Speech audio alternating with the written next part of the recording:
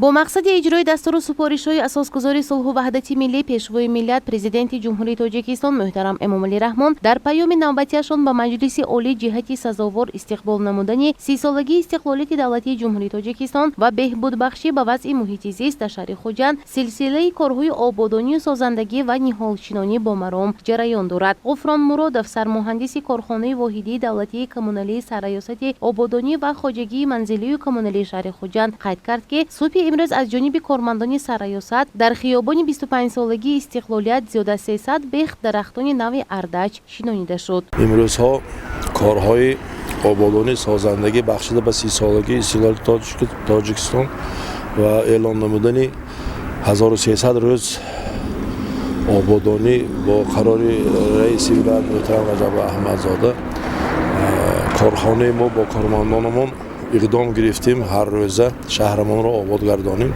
امروز ما از موضع میکروناحی 12 تا میکروناحی 3 در کوچه خیابانی 25 سالگی استقلالیت درخت‌های اردچ، صنوبر و بوتگل‌های یوکا، دراگی اسپانی، توی همین درخت‌ها را شنانده ایستاده‌ایم.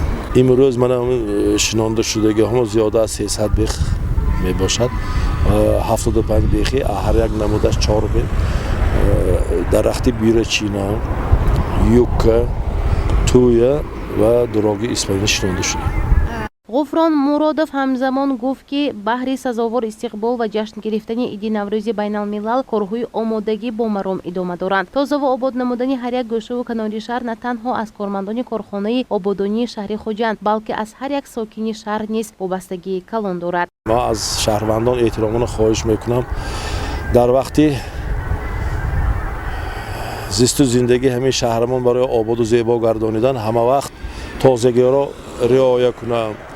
از همین پرتاب قوطی ها سرکردگی و اطراف آن تازه نگاه دارند. ما همه کسا اگر شهرمان را آباد و تازه نگاه نداریم یک قوه سراسری آبادانی و کارخانه های زیرتابی بسنده نیست.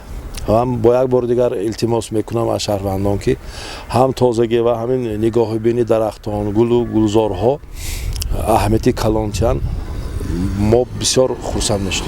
باید گفت که در دایره 1300 روزی مهنتی ضربدار به استقبال 30 سالگی استقلالیت دولتی جمهوری تاجیکستان در ولایت از جمله در شهر خوجند کارهای آبادانی و کبودیزارکنی و معرکه نهالشینانی متشکلانه ادامه دارد. گزارشی پروین احرار و شهباز اویبکزاده برای برنامه تلاوتی پیام روز.